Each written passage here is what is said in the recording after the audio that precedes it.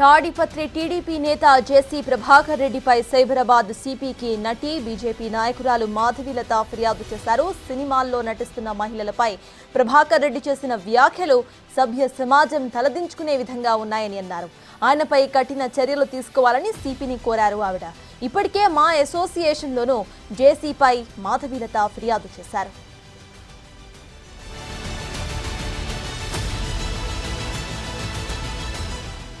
న్యాయం జరిగేంత వరకు వదిలేది లేదంటున్న మాధవీలతతో మా ప్రతినిధి Sujatha face to face. Prabhakar Reddy చేసినటువంటి వ్యాఖ్యల మీద ప్రస్తుతం సైబరాబాద్ సిపికి కంప్లైంట్ ఇచ్చారు మాధవీలత. చెప్పండి, అసలుకి ఈరోజు సిపి గారిని కలిసాక ఏమని కంప్లైంట్ చేశారు?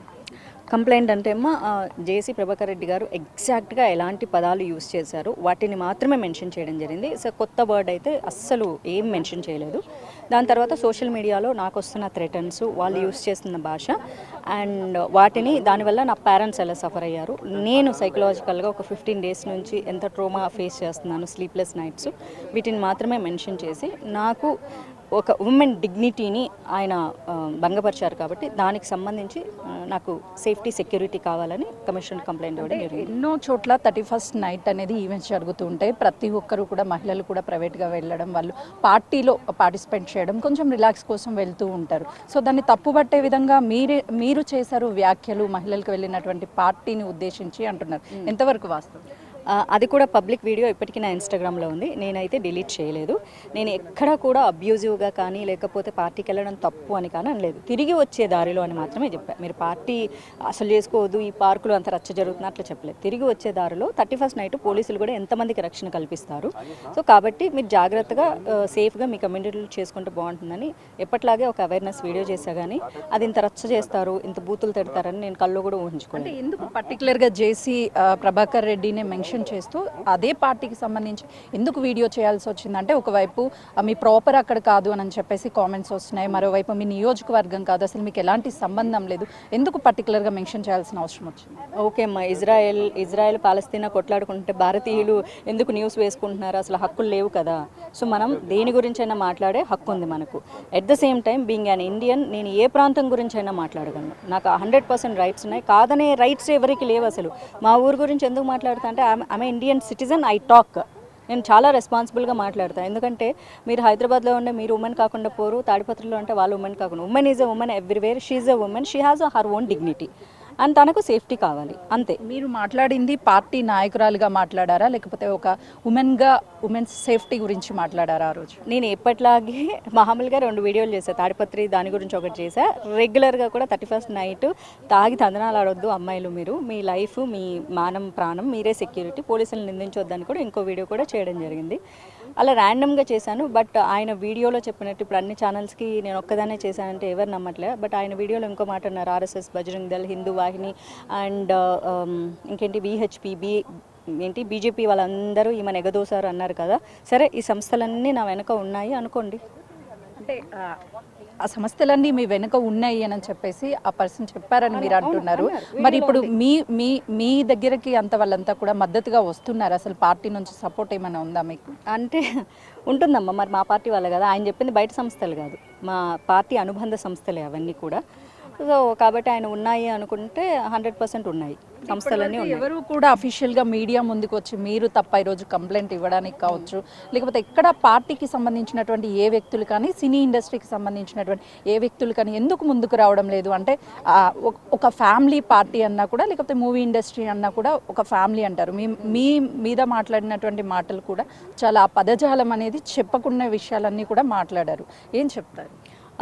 మా అసోసియేషన్కి కంప్లైంట్ ఇవ్వకుండా అన్న ప్రతి ఒక్కరి దగ్గరికి డోర్ కొట్టయితే వాళ్ళు మాట్లాడారు. కంప్లైంట్ ఇస్తే స్పందిస్తారు. మొన్న నేను కంప్లైంట్ ఇచ్చాను, వాళ్ళు స్పందించారు. నేను అడిగింది స్పందించమని, ఖండెమ్ చేయమని అడిగాను, వాళ్ళు ఖండెమ్ చేశారు అంతే. ఎందుకంటే వాళ్ళకి అది కరెక్ట్గా అనిపించింది. కరెక్ట్ అనిపించకపోతే నిజంగా అందరూ అనుకున్నట్లు మాధవీలతను సినిమా ఇండస్ట్రీ వదిలేసినట్టు నువ్వు ఎవరో మాకు తెలీదు అనేవాళ్ళు కదా.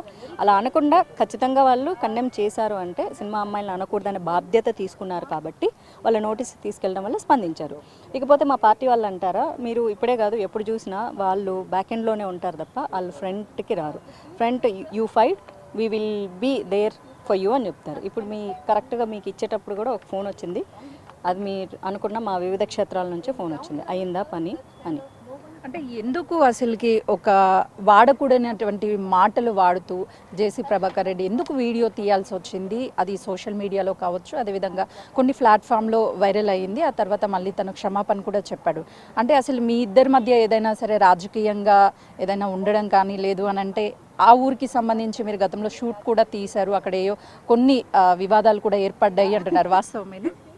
షూటింగ్ జరిగింది 2017లో అమ్మ. అప్పుడు నేను ఏ పార్టీలో కూడా లేను. నేను 2018లో బీజేపీలో జాయిన్ అయ్యాను. కాబట్టి రాజకీయాలకు కానీ గొడవలకు కానీ తావే లేదు. ఆయన మొహం కూడా నన్ను ఆ బూతులు మాట్లాడినప్పుడే చూసా. ఎవరైనా అని కూడా అడిగా. అప్పుడు పేరు చెప్పారు. అంతవరకు ఆయన ఫేస్ కానీ పేరు కానీ తెలియదు. అండ్ నేను ఇంత ధైర్యంగా కంప్లైంట్ ఇవ్వడానికి వచ్చినప్పుడు అవును గొడవలు ఉన్నాయని ఖచ్చితంగా చెప్తాను నేను. అందులో అసలు నాకు భయమే లేదు. అవునమ్మా ఇంతకుముందు గొడవలు జరిగినాయి, ఆయన పర్మిషన్ అలాంటిది ఏమీ జరగలేదు.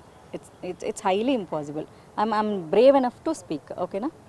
అటు క్షమాపణ కూడా చెప్పడము, సరే నా పెద్ద వయసు నాకు తెలియకుండా ఏదో ఫ్లోలో అనేసాను అని చెప్తున్నారు. అవన్నీ వెనక్కి తీసుకుంటా అంటున్నారు. మీరు కంప్లైంట్స్ అన్ని కూడా వెనక్కి తీసుకోవడానికి సిద్ధంగా ఉన్నారా? లేదమ్మా, నేనైతే వెనక్కి తీసుకునే ఉద్దేశమే ఉంటే అది నేను అసలు క్షమాపణ కూడా ఎక్స్పెక్ట్ చేయలేదు, to be honestly.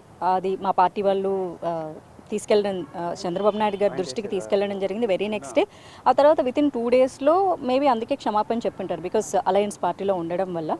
So BJP నా వెనక లేదు అంటే దట్స్ అబ్జల్యూట్లీ రాంగ్. వెనకే ఉన్నారు వాళ్ళు యాక్చువల్లీ చెప్పాలి అంటే. అందుకే క్షమాపణ చెప్పారు. కానీ బట్ ఆ క్షమాపణ చెప్పిన విధానం ఫస్ట్ ఆఫ్ ఆల్ నేను ఎక్స్పెక్ట్ చేయలేదు. చెప్పిన విధానం కూడా వాళ్ళు ఏదో మళ్ళీ బతుకుదేర కోసం చేస్తూ ఉంటారు అని అనకూడదని మళ్ళీ సేమ్ థింగ్ని ఆయన కన్ఫైన్ చేశారు కదా. సో పబ్లిక్ లీడర్ ఇక్కడ మీరు గుర్తుపెట్టుకోవాల్సింది ఏంటంటే ఒక పాలిటీషియను ఇంకొక ఫీమేల్ పాలిటీషియన్ని లేకపోతే ఒక సాధారణ అమ్మాయిని కూడా అనకూడదు. అది చూసి వాళ్ళ ఫాలోవర్స్ ఈరోజు రైట్ అంటున్నారు. ఆ రైట్ అనే రైట్ ఎవరికీ లేదు. అది ఉండకూడదు అన్న దానికోసం మాత్రమే నా కోసం నేను ఫైట్ చేస్తున్నాను. అంటే ఇప్పుడు అతను ఒక పార్టీకి సంబంధించినటువంటి వ్యక్తి కూడా కాబట్టి ఆ పార్టీ ఏదైనా సరే చర్యలు తీసుకోవాలని మీరు ఏమైనా ఎక్స్పెక్ట్ చేస్తున్నారా? ఫైనల్లీ మీరు సార్తో మాట్లాడినప్పుడు సిపి గారు ఏం చెప్పారు మీకు? దీన్ని మళ్ళీ ఎఫ్ఐఆర్ చేయమని చెప్పారు. బ్యాక్ సైడ్ మన సైబర్ ఏసీపీ గారికి చెప్పి కంప్లైంట్ ఫైల్ చేసిన తర్వాత then will look after this అని చెప్పారు. సో పాసిబుల్ జస్టిస్ చేయడానికి డెఫినెట్గా ట్రై చేస్తామని కూడా చెప్పారు. అది సిపి గారు చెప్పారు. పార్టీ నుంచి సపోర్ట్ 100% ఉందమ్మా. అండ్ చర్యలు అంటే చంద్రబాబు నాయుడు గారు, పవన్ కళ్యాణ్ గారు, అనిత గారు రీసెంట్గానే మంత్ బ్యాక్ మీరు చూసుకుంటే అన్ని ఛానల్స్లో వచ్చింది, మీ ఛానల్లో కూడా వచ్చింది. ఆడపిల్ల మీద ఎవరైనా అబ్యూజివ్ కామెంట్స్ చేస్తే మా పార్టీ వాళ్ళైనా పక్క పార్టీ వాళ్ళైనా సాధారణ అమ్మాయి మీదైనా వాళ్ళని వదిలిపెట్టే సమస్య లేదు, సరైన చర్యలు తీసుకుంటాము అని నొక్కి ఒక్కానించి చెప్పిన కారణంగా ఆ చెప్పింది చెప్పినట్లు చెయ్యాలని కోరుకుంటున్నాం.